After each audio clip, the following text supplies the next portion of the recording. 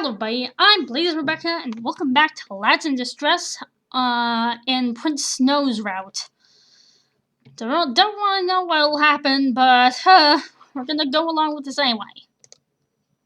Thank you for your kindness, but I assure you, I am extremely adept at self-defense. Charming, you know this is necessary. Of course, Nicole! Can't possibly leave alone that scandalous rogue for a month. I roll around surprised at Nicole's voice. He's leaning against the door, an exasperated smile that I'm all too familiar with touching his lips. Nicole, how long have you been staying there and eavesdropping? Long enough. He approaches us, ruffling my hair as he walks by me and gives Snow an intimidating glare. I will be by Princess's side the entire time, so you can erase any inappropriate thoughts from your mind. I won't let you lay a hand on her. I inwardly chuckle at Nicole's attempt to be scary. I've known Nicole for far too long to be fooled by his scowls and glares. He is as kind-hearted as one can be. However, it seems like Snow is taking Nicole seriously, as he takes a step back before seemingly catching himself and clearing his throat. Noticing Snow's nerves, I can't resist chiming in to tease him, an impish smile spraying across my face. It's alright, Nicole. Snow knows that he should be on his best behavior, or else I would burn him to a crisp. Am I right? Yeah, I was supposed to emphasize the point even more by actually showing flames. To emphasize my point, I focus and conjure up a fireball in my palm. I pretend not to notice Snow's terrified expression as I shoot him an innocent smile. If you try and do anything bad, I'll kill you. Oh god, Princess Charming, no. Snow gulps before trying to recompose himself. I do love strong, independent ladies. You and I will get along well, Charming. I hope so. Ooh, yay! I open my eyes to find myself in an unfamiliar location. In my half-asleep state, my mind vaguely registers that there's a slight rocking motion as though I'm on a boat. Except I'm clearly not in a boat. Well, obviously. Like, what do you think this is? Confused, I try to rub the sleepiness from my eyes and stand up, but stop short at the sound of Snow's voice. I see this sleeping beauty has woken. Yeah, no kiss for me. No thank you, sir. What? My eyes widen and I realize with the start that I'm in someone's arms. Oh, yeah. Oh, okay. So precise, Snow's arms. I let out a large screech and start kicking furiously. Snow drops me reflexively and I land on my feet. Before Snow can blink, I have already shifted into my battle stance with the fireball in my palm, ready to fight him but for my honor. Oh god damn it, I guess she was serious. Snow stares at me wide-eyed, a slightly befuddled expression on his handsome face that somehow makes him appear even more attractive. I mentally berate myself for noticing his handsomeness at a moment like this. Now is not the time to appreciate his fine looks. Yeah, when you're in battle, you don't appreciate someone who's good-looking, okay? You have to focus on the battle. Oh god, what the hell? Charming, calm down. Why were you holding me? Were you taking advantage of me? I was asleep. You pervert. What did you do? To his credit, Snow mostly maintains his composure and just backs away from me slowly with a soothing smile. Charming, you fell asleep on the way here. You were sleeping so soundly that I did not have the heart to wake you, so I was merely attempting to carry you to your room. If I startled you, I sincerely apologize. Jeez. I narrowed my eyes at him in suspicion. Charming, I would never have done anything inappropriate. Besides, just because you were asleep doesn't mean your friend over there was. I guess that's true. Snow smiles wryly and motions with the tilt of his head. I look to the left and see Nicole leaning against the carriage, chortling away as he watches the scene unfold. Yeah, glad to see you're enjoying yourself, Nicole. You asshole. I drop my hand, letting the fireball disappear. Yeah, I was just testing you. Oh. I noticed Snow rubbing his arm with a grimace, and I ducked my head in embarrassment, mumbling an apology. I apologize for kicking and threatening you with fire, and especially for jumping to a conclusion and assuming the worst. Snow gives me a good-natured smile. Do not fret, I've endured worse. Trust me. Oh god, I can only imagine. Fair point. I'm certain your scorned lovers have done far worse to you than the kick to the arm. I have a feeling that's not what he's talking about. Snow's signature coquettish smirk returns to his face. Is that a hint of jealousy I detect in your voice? I laugh in response, relaxing slightly. Do you wish to be reintroduced to my flames again? He raises his hand up in defeat, chuckling. You are certainly very capable and skilled in magic.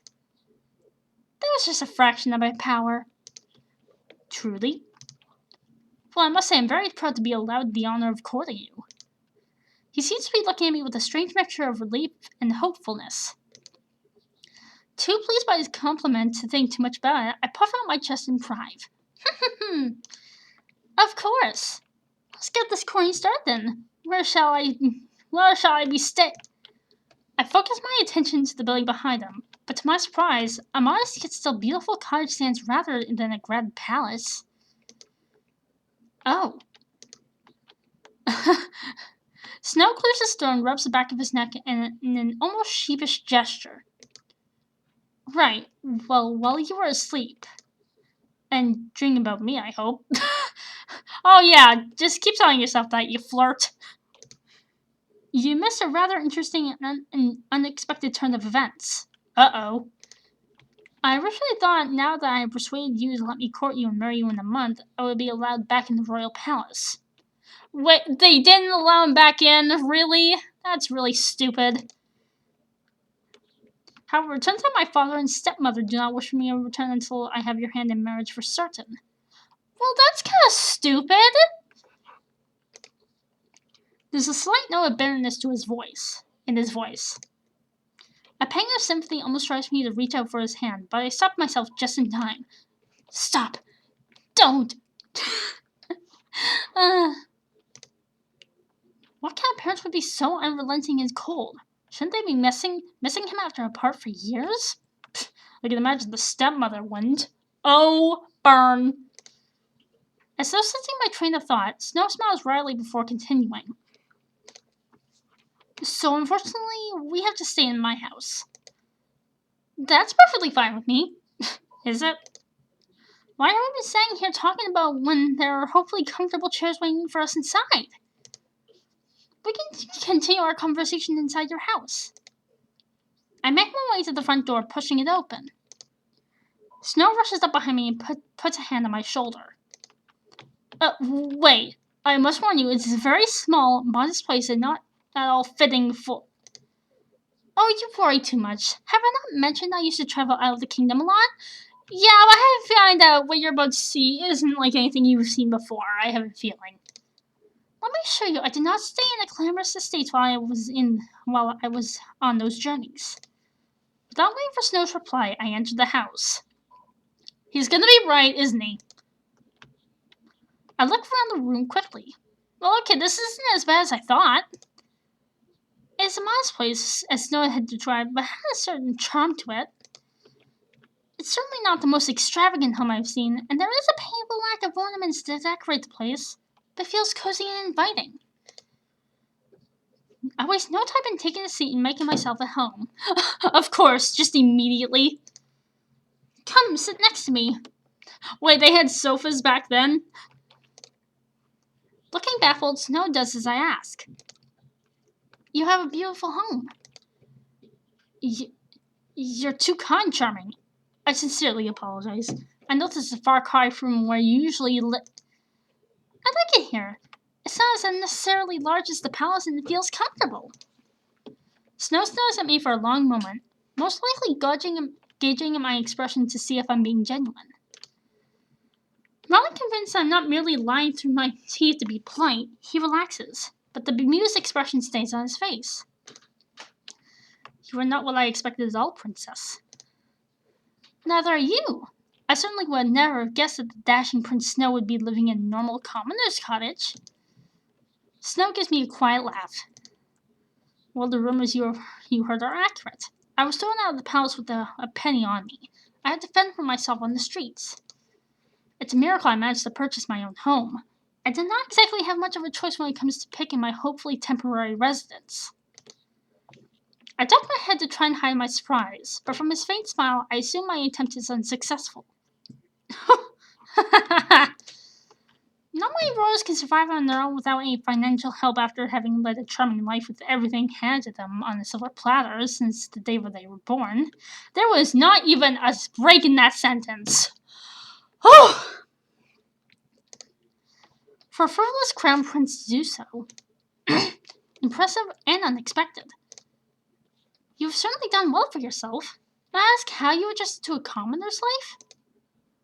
Snow winks at me suggestively. Stop with the suggestively words. I have my ways. I can be persuasive when I want to be. I don't want to know what that means. It takes a moment for his implications to sink in. I cough, trying away to hide my flustered expression. Snow gives a loud laugh at my reaction. I was merely jesting. I convinced some locals to give me jobs and just saved up all the money I could spare until I could buy myself this place. Unfortunately, this was all I could afford. It's a lovely place. I would be very proud if I were you. I recognized Snow's coy smile and prepared myself for another one of his lines. It's lovelier now with you here. Your presence alone makes the room 1,000 times more beautiful. Oh god, that is so fucking cheesy. I shake my head with a laugh. I must say, that line was rather lacking. You can do better than that. Snow playfully pretends to hang his head in shame. Ah, my apologies, my lady. I will do better next time. You better. Please don't, actually. You know...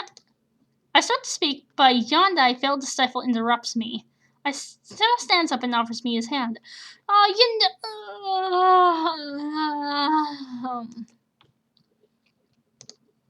apologize. You've had a long journey and I should not keep you from retiring.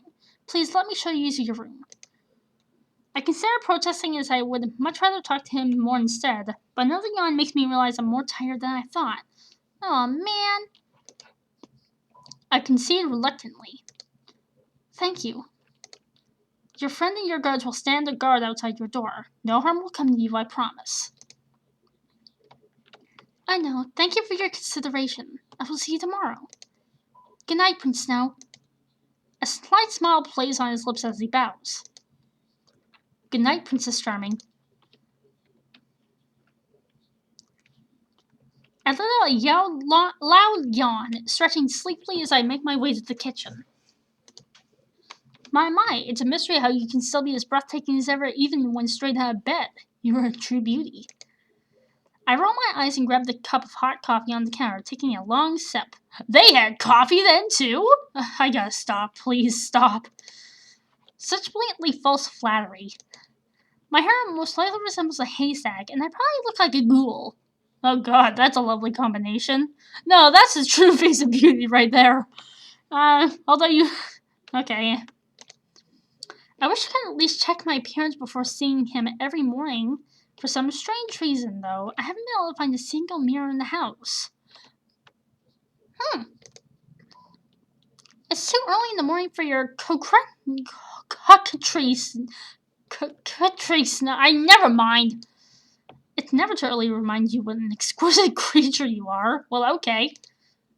I try to hide my smile against the cup as I take another sip of coffee. I fail! I hate to admit, Snow is growing on me already.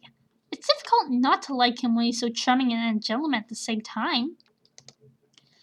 Although he can be over the top with his flirtations, he never fails to make me laugh, and he's never dull to be around. At least our marriage won't be boring. My mind flashes back to the comment he made about our marriage yesterday, and I found my cheeks heating up a tad. I immediately turn my face away, hiding the blush. Thankfully, he doesn't notice, and he just goes on. I would love to discuss your beauty all day, but I actually have a question to ask you, my dear princess. I look at him with interest. He takes it as a cue to continue. Yeah, ask away. There's a small village nearby where I work. It's nothing fancy, I'm afraid, but I was wondering if you would like to go and have a look around. I perk up in excitement at his words and set down my cup of coffee immediately. I would love to. Can we leave now? He looks slightly taken aback at my eagerness. I was actually thinking about taking you there tomorrow instead, since we need time to prepare a carriage for you. There is some distance between the village and my house, since, well, it costs less when the house is located in a less convenient location. Forget the carriage, let's head to the village now. Snow's lips curve upwards and he gives me a small bow. Your wish is my command, my princess. I look around with excitement, trying to drink in all the details I can. I can't believe I missed the chance to admire the stunning countryside view earlier on my way here because I fell asleep in the carriage. Whew. And I think I am going to save here, and I'll be back with more. See ya!